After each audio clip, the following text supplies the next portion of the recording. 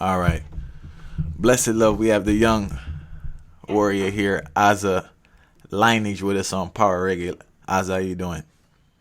Greetings for give me there. Serious thing. We give thanks for the opportunity and the reasoning, right? We want to kickstart things off with. I have a question for you. From what I understand, you love the foundation music, right? What was your early exposure to the roots rock reggae music? Jamaican radio, you know. Every house in a Jamaica have a radio or have a component set or something that they play. So yeah man, my first exposure to roots music was hearing it on the radio. And being a youth, why were you captured by the roots rock reggae music instead of more a dancehall vibration? I mean, I was locked on to dancehall as as a 90s youth and thing. But hearing roots music for the first time, or reggae music for the first time, I mean, never even did I hear it alone, me did I feel it, and I get to realize, say, oh, our culture that, our music that, yeah, man. And then reggae and then dancehall was very dominant too, yeah. So we listen a lot of that too. So what were some of the dancehall artists you were listening to early on? All right, the first dancehall CD we own was a Baby Shop.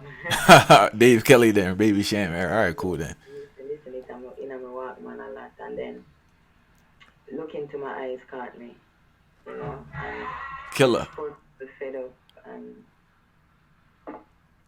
them tune from Bounty Killer them time that they catch me So it's more a slipping. culture dancehall you listening to. It wasn't the raw dancehall you was taking in. Cause Look Into My Eyes really more a social song. Poor people fed up really a social song at the end of the day. Yeah, man, that's why I said it, right? The first exposure come from the radio. Yeah. It's not like now when you hear a tune and you can go in search of it, or. All right, cool then. So let's get back to the early days. You grew up in August Town. What was that like? I mean, growing up in Augustown, it's like any other youth, we pay attention to childish things. Things happen, we never really understand what it was. But, growing and growing now, we realize, oh, I saw things that stay. But as a youth, it did fun. When a summertime, we link up with a friend them and we play and we keep competition and we have sports day and, them way we kick it with a friend. So I paid attention to childish, youthful things when I was a youth. All right, But cool. the experience growing up was good still.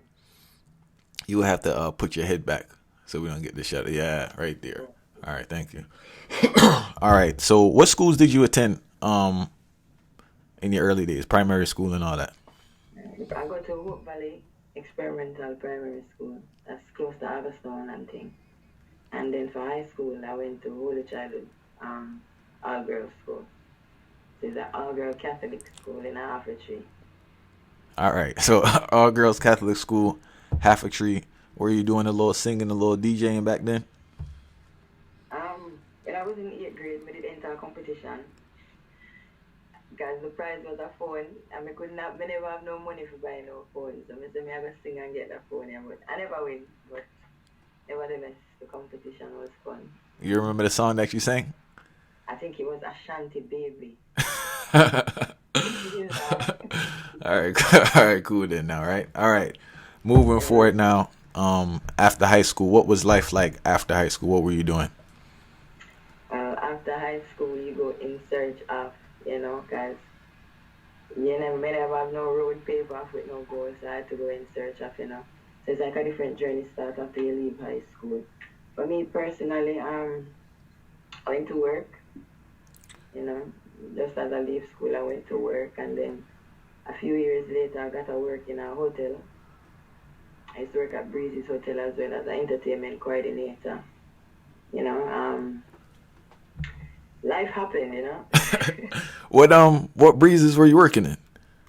Breezy's Shalani was formerly Starfish. Then I used to work at Sandals. Oh, so you really did the hotel scene. So you were still living in town and traveling over there, or you were living on that side? They provided a place for you to stay, and I worked most days, so most of the time I was down there. All right. So when you do entertainment, do you go there later? You have to be there all day. That's like the beach, the pool, and nighttime, or you go there for nighttime? No, all day. And I'm glad you brought this up Morning and night. because I was also interested. Like, how does the food situation work for the people that work there? Do you have to buy food, or you get food in the back, or you just work it out and do your thing? Um, for entertainment coordinators, we used to get lunch and all the food from the line, so they provided food, transportation, and housing. All right, that's cool then. Yeah. Yeah. So, all right, you did that for you said 4 years. Um, I worked at Breezes for a year and Sandals for one, but it wasn't back to back, Yeah. So about over 3, 4 years span. I worked 2 years in the hotel industry. So why did you decide to leave the hotel industry? I mean, I don't even know. And at the time, I said, okay, it was fun while it lasted. I respect my job and thing, but I came back to Kingston, We did miss town a lot. We did down there alone, Yeah. far away from Kingston and things. So after a year or so, I left and came back to town. All right, when you came back to town, then what was the movements like? The movements in a town when we go back to our routine, we just get a job and go through. Then I was living in the country for quite a while.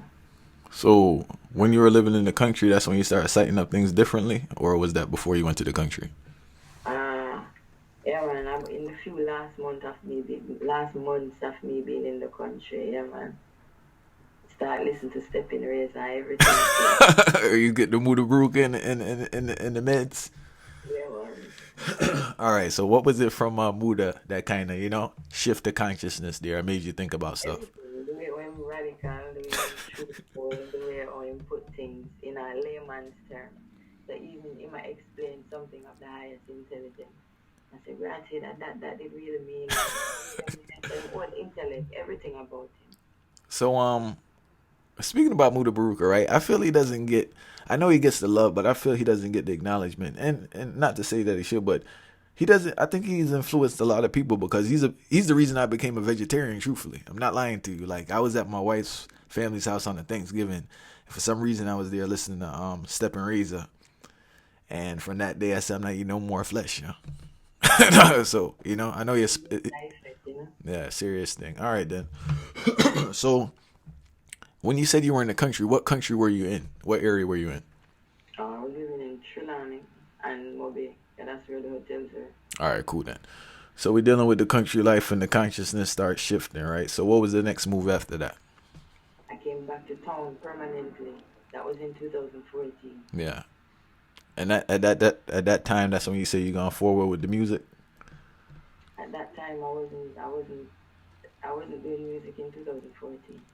Um, well, I'd linked up with the Lionage them time there. Them there the music.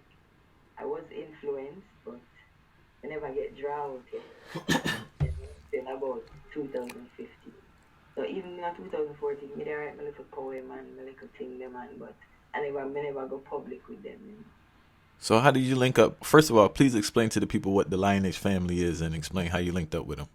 Okay. So the Lineage family is a set of youths from Hermitage, Augusttown. Very talented, musical youths from sound system selector to artist to songwriter. Yeah, man, it's some youths will pull them energy together. I think it was 12, 13, 14 years ago. Could be shorter, could be longer. You have a set of brethren who used to play King Tafari sound, Smiles, Kirky, and Blackface. There were Smiles who come with a meditation to say, okay, make we evolve what we are do. Lineage. This is me repeating the story where him and others tell me, of course. So him get the meds to say lineage. Lineage no mean one person, so of course it start spread like fire. The youth them start get influence and positively that is, you know, till them did start have a junior lineage. So yeah, it's a set of youths we still doing it, so much. We lose a brethren last year, the 6th of August, rest in peace, Franz Nooks, was also a valid member of the Lineage family. We have Michael, a wicked beatboxer, and of course Smiles. Smiles is the person that got the meds for conceptualize lineage and say, okay, and one of the funniest things, I never think them ever put out a what you call it, without anything to say, okay, this is what we do and we are recruiting youths. It's just them being themselves and that, you know, catch the youth then. Some years come and go and enough of them still there the same way. But yeah, it's like a social entity to keep the youth them occupied positively, you know. All right, so you link up with the Lionage, right? Were you reading any literature at that time that kind of helped with the growth of the consciousness? To be honest, no. I was at that time I become more aware. So me I learn from life and its experiences. Yeah. All right. So That is true. when did the courage come now to share your poetry with the world in forms of music? Um, in 2015, we went to an event with the Lionage, and I think they kept an event first, and I never sing on that because me did too shy. So we go out again, you know, and it's when me see them are going up the place, it give me a strength and a courage to say, all right, I can do this. And I went and shared with the people, and it was well received. Oh, Aza, sorry, you got to back up again so we don't get the shadow. Oh, Yeah, yeah. yeah. All right, so perform there, get that strength, right? What was the first transition getting into the music? Like, how did you start more writing more stuff with melody and getting in the studio and recording? What's the story? How that happened? I was always writing, as I said, in the form of poetry. And then I was introduced to foundation rhythms. As me tell you, the brethren from the lineage that are smiles, he used to play. So King Tafari sound system from record day. So you have a knowledge of foundation rhythms and songs, you know. So even the song sound system, I write it without a rhythm.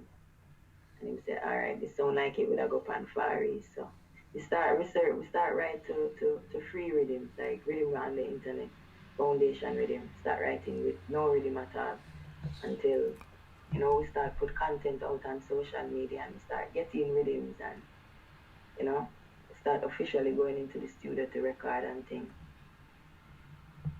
Speaking about foundation rhythms, you're gonna have to share with the people some of your favorite artists from those times.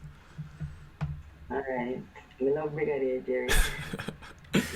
Bad Bad Easy. I love Brigadier Jerry. Love Sister Carol. Yeah. Yeah.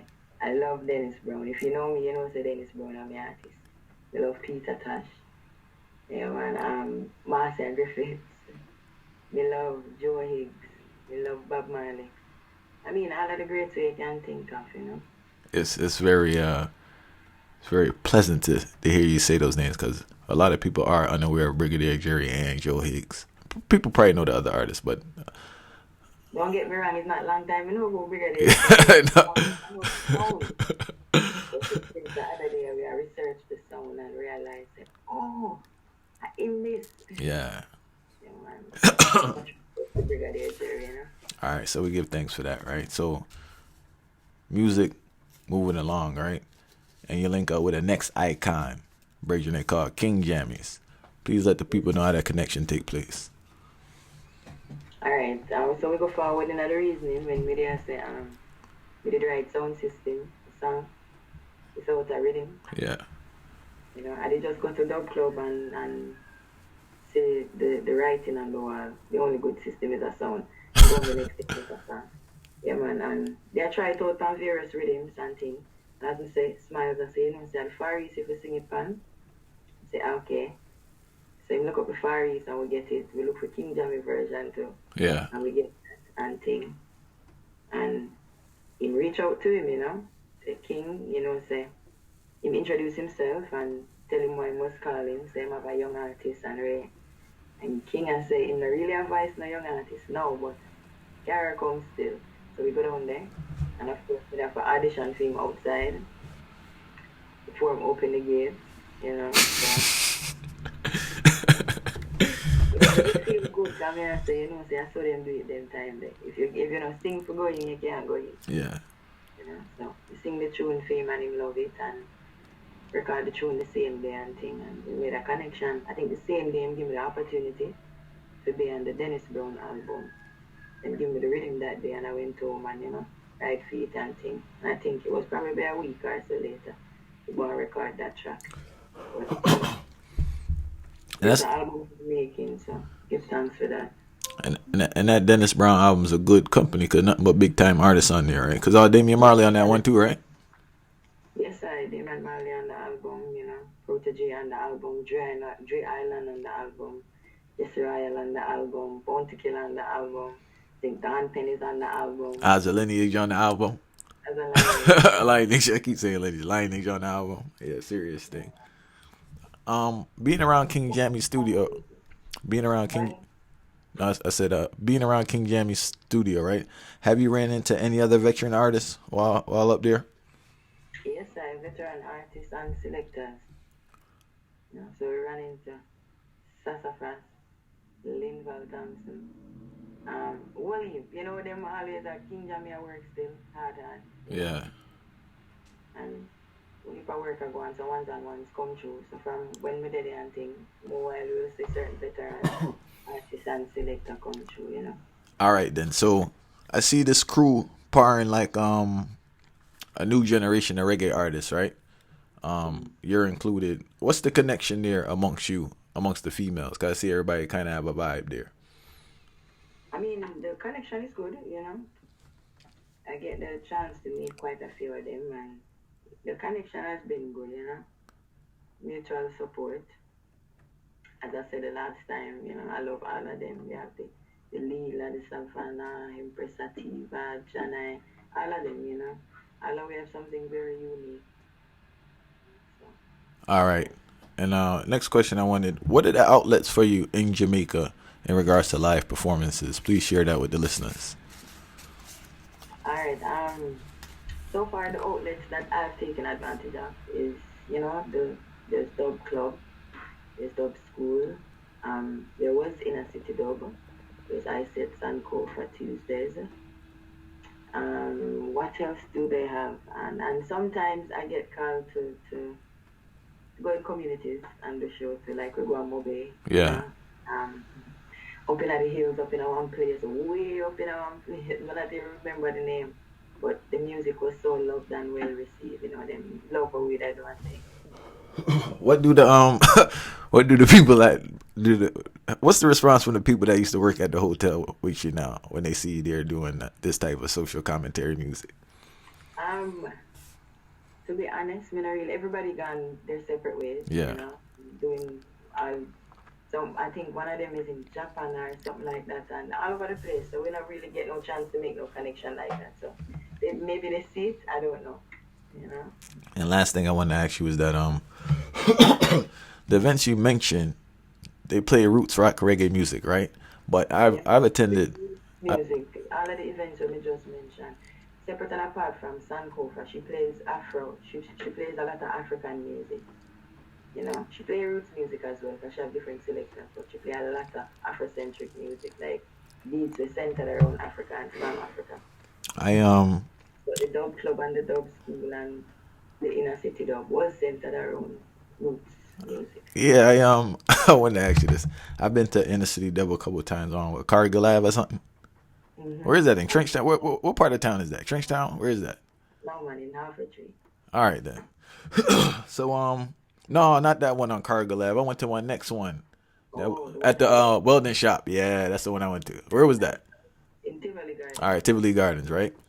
And what was odd to me is that, all right, so I've been to that one, even though that it was in Tivoli Gardens, it seemed like an uptown crowd. And when I went to Gabriel Selassie, what's that?